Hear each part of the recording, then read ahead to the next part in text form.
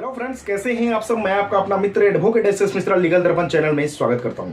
Friends, आज मैं बात करने वाला हूं कि अगर किसी लड़की का शादी होते समय उसको पति के द्वारा या सास के द्वारा या उनके रिलेटिव के द्वारा, उनके फैमिली मेंबर के द्वारा किसी भी प्रकार का स्त्री धन गिफ्ट के रूप में प्राप्त होता है, तो उस स्त्री धन पर किसका अधिकार होता है? पति का अधिकार होता है या उनके फैमिली मेंबर का अधिकार होता है या उस लड़की का अधिकार होता है, यानी कि जो पत्नी है उनका अधिकार होता है। यदि फ्यूचर में किसी भी प्रकार का डिवोर्स होता है, उन दोनों में यदि तलाक होता है, तो तलाक के समय वह स्त्री धन पति अपने कस्टडी में रखेगा या पति उस स्त्री धन को अपनी पत्नी को लौटा देगा।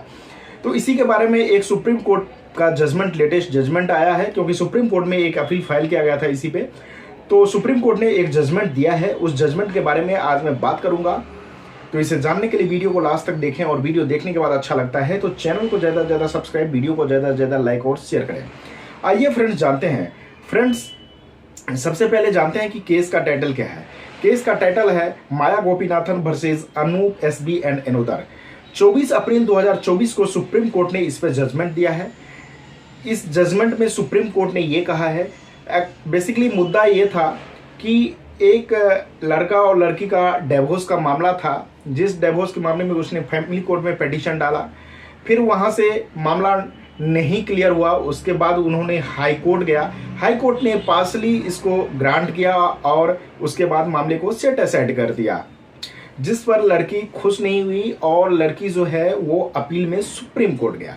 सुप्रीम कोर्ट में जाने के बाद माननीय सुप्रीम कोर्ट ने इस पर सारे फैक्ट्स को देखा और फैक्ट्स को देखते हुए उन्होंने यह डिसीजन दिया कि अगर किसी भी लड़की का शादी के समय किसी भी प्रकार के स्त्री धन पति के द्वारा या पति सास के द्वारा या पति के परिवार के द्वारा या उनके ससुराल पक्ष के द्वारा किसी भी प्रकार का स्त्री धन यदि उन्हें गिफ्ट के रूप में प्राप्त होता है, तो पति उस स्त्री धन पे अपना अधिकार नहीं जमा सकता है। वो अपने कंट्रोल में उसको नहीं रख सकता, अपने कस्टडी में नहीं रख सकता है।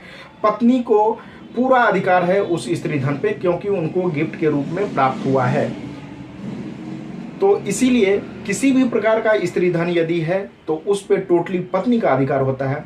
लेकिन जो ये डिवोर्स का मामला था Maya Gopinathan versus Anoop and SB and another में, जिसमें क्या था कि डिवोर्स तो दे रहा था, लेकिन उनका जो स्त्री धन था, स्त्री धन पति अपने कस्टडी में रख लिया था, जिसके अपील में लड़की ने सुप्रीम कोर्ट गई। सुप्रीम कोर्ट में जाने के बाद सुप्रीम कोर्ट ने इस पे जो पति पे 25 लाख रुपया का कंपनसेशन लगाया, साथ ही बोला उसको जल्दी देने के लिए, यदि 25 लाख रुपया जितना दिन तक वो नहीं देंगे तो पर एनम 6% इंटरेस्ट भी उसको देना पड़ेगा। और सुप्रीम कोर्ट ने साफ कह दिया कि किसी भी लड़की को उसके शादी के समय पति के द्वारा, ससुराल पक्ष के द्वारा या उनके सास के द्वारा, उनके रिलेटिव के द्वारा किसी भी प्रकार का कोई ज्वेलरी प्राप्त होता है, किसी भी प्रकार का कोई सामान उन्हें गिफ्ट के रूप में प्राप्त होता है,